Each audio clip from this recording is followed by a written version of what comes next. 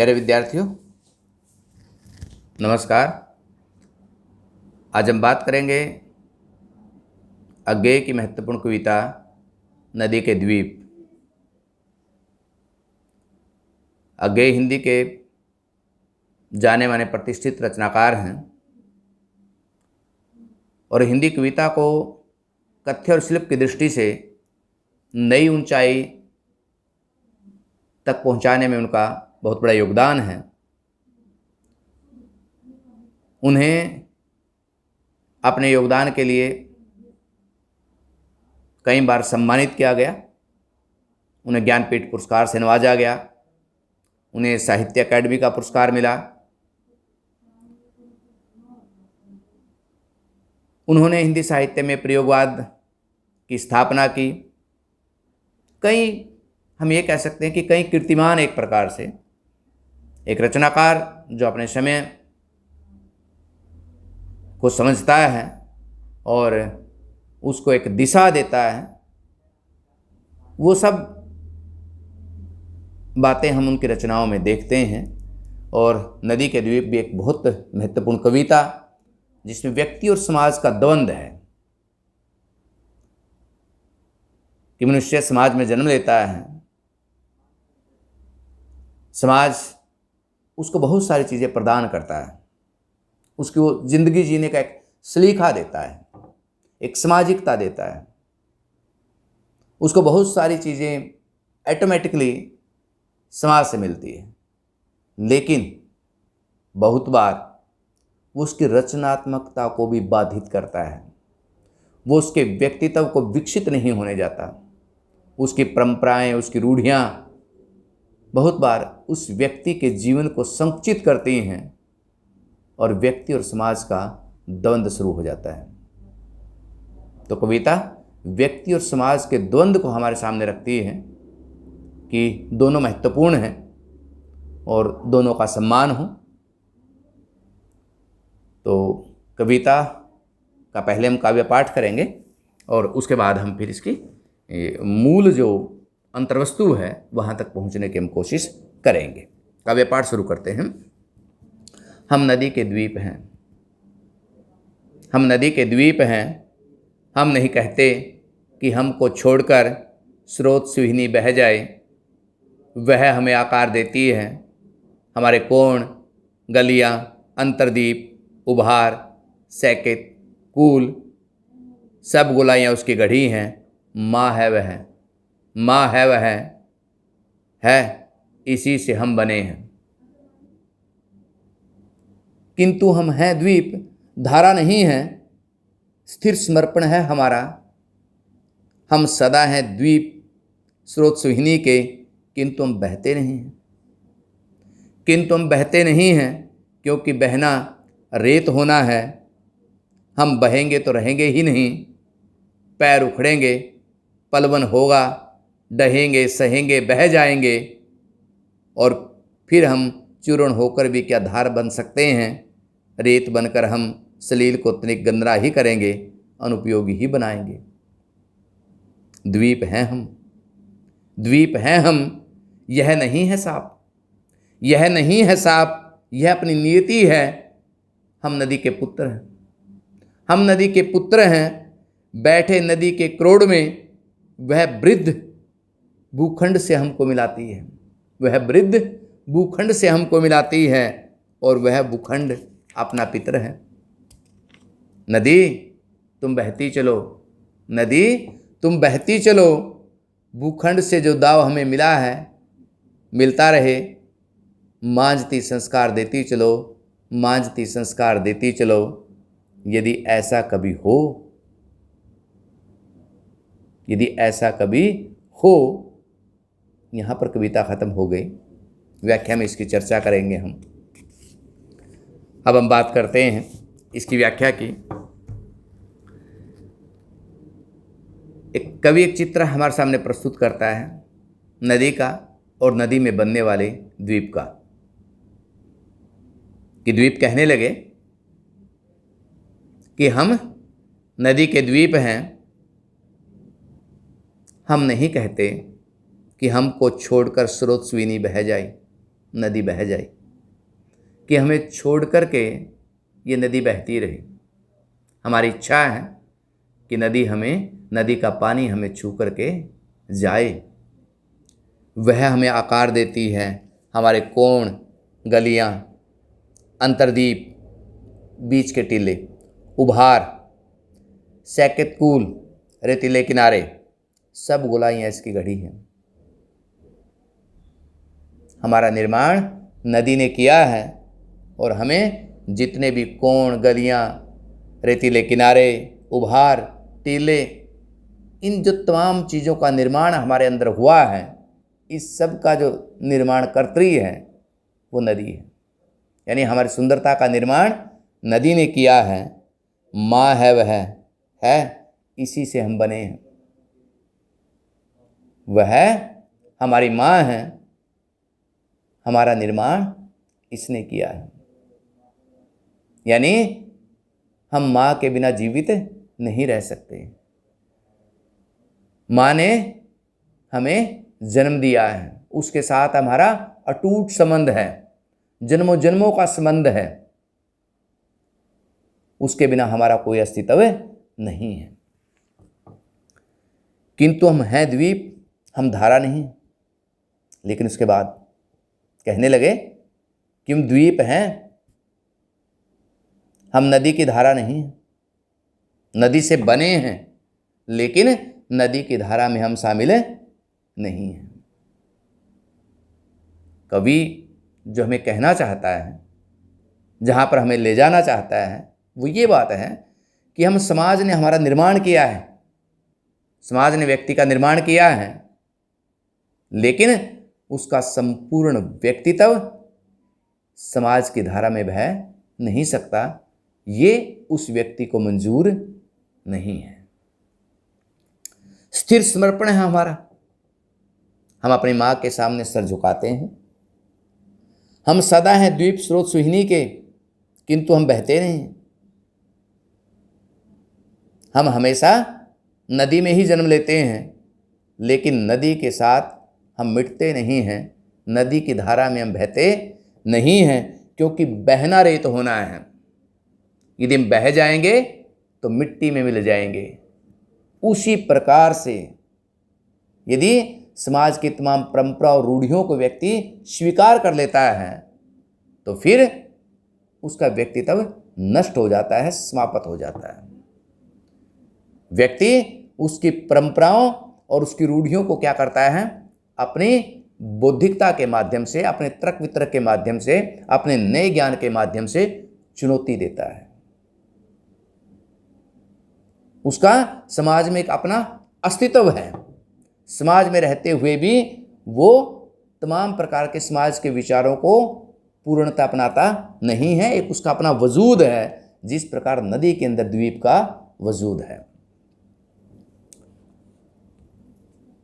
हम बहेंगे तो रहेंगे ही नहीं। और कहने लगे कि यदि हम बहेंगे तुम्हारा अस्तित्व समाप्त हो जाएगा, नष्ट हो जाएगा। पैर उखड़ेंगे, पलवन होगा, डहेंगे, सहेंगे, बह जाएंगे। और इस प्रक्रिया में क्या होगा? पैर उखड़ेंगे यानी समापन होने की प्रक्रिया में शामिल हो जाएंगे। पलवन होगा, हमारे ऊपर जल प्लावन होगा, डहेंगे, सहेंगे, बह जाएंगे, और अंततः हम क्या होंगे? नष्ट हो जाएंगे। और फिर हम चूर्ण होकर भी कभी क्या धार बन सकते हैं? और यदि हम नदी की धारा के साथ बहने लगे तो क्या हम रेत बनकर के नदी की धारा में शामिल हो सकते हैं? अर्थात हम नदी की धारा में शामिल नहीं हो सकते। रेत बनकर हम सलील को तनिक गंदला ही करेंगे, अनुपयोगी ही बनाएंगे। वो रेत क्या करेगा? नदी के पानी को गंदला करेगा, और उसमें क्या हो जाएंगे? हम अनुपयोगी हो जाएंगे, व्यर्थ हो जाएंगे। यानी यदि हमारा अस्तित्व समाप्त हो गया, हम नदी के साथ बहने लगे, तो हमारा अस्तित्व क्या हो जाएगा? समाप्त हो जाएगा, नष्ट हो जाएगा। ना तो हम नदी की धारा में शामिल हो सकते हैं और ना ही हमारा वजूद रह सकता है। उसी प्रकार से व्यक्ति भी इस समाज में जन्म लेता है, लेकिन यदि वो समाज की तमाम प्रकार की परंपराओं को, विचारों को ज्यों का त्यों स्वीकार कर ले तो उसका अस्तित्व भी समाप्त हो जाता है, उसका व्यक्तित्व भी नष्ट हो जाता है। मनुष्य अपने विकास के लिए समाज का होना लाजमी है, लेकिन बहुत बार मनुष्य के विकास को भी समाज की परंपराएं, समाज की सोच दबा देती है। तो कवि इस बात को हमारे सामने रेखांकित करना चाहता है कि मनुष्य की स्वतंत्रता का सम्मान हो, मनुष्य के नए विचारों को स्वीकार किया जाए, क्योंकि कोई भी परंपरा एक समय के बाद वो रूढ़ी बन जाती है और जब तक आप उसको चुनौती नहीं देते तब तक समाज आगे बढ़ता नहीं है, तब तक समाज विकसित होता नहीं है। द्वीप है हम, यह नहीं है साप। और कहने लगा कि द्वीप है हम, ये कोई अभिशाप नहीं है, ये कोई गाली नहीं है, यह अपनी नीति है, यह अपनी नीति है, यह हमें मिला है। हम नदी के पुत्र हैं, हम नदी के बेटे हैं, बैठे नदी के क्रोड़ में, क्रोड़ गोद में, और नदी की गोद में बैठे हैं। यानी हम नदी के पुत्र हैं, नदी ने हमारा निर्माण किया है, नदी ने हमें जन्म दिया है। वह वृद्ध भूखंड से हमको मिलाती है। वृद्ध भूखंड, भूमि का बड़ा टुकड़ा, वह हमें भूमि के टुकड़े से मिलाती है। यानी पूरी दुनिया में से हमें मिलाती है। हम पूरी दुनिया के साथ मिल जाते हैं। यानी दुनिया में जहाँ जहाँ भी भूमि है उस भूमि के साथ हमारा जुड़ाव हो जाता है और वह भूखंड अपना पितर है, वह भूखंड हमारा पिता है।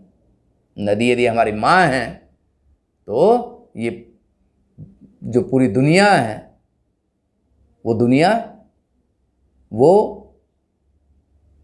क्षेत्र जहाँ पर मनुष्य निवास करते हैं वो क्षेत्र हमारा पिता है, क्योंकि हमारी भूमि और उनकी भूमि एक है। नदी तुम बहती चलो, भूखंड से जो दाव हमको मिला है मिलता रहा है। हे माँ, तुम अपनी गति बरकरार रखो, तुम चलती चलो। भूखंड से जो दाय, भूखंड से जो हिस्सा हमें मिलता है मिलता रहे।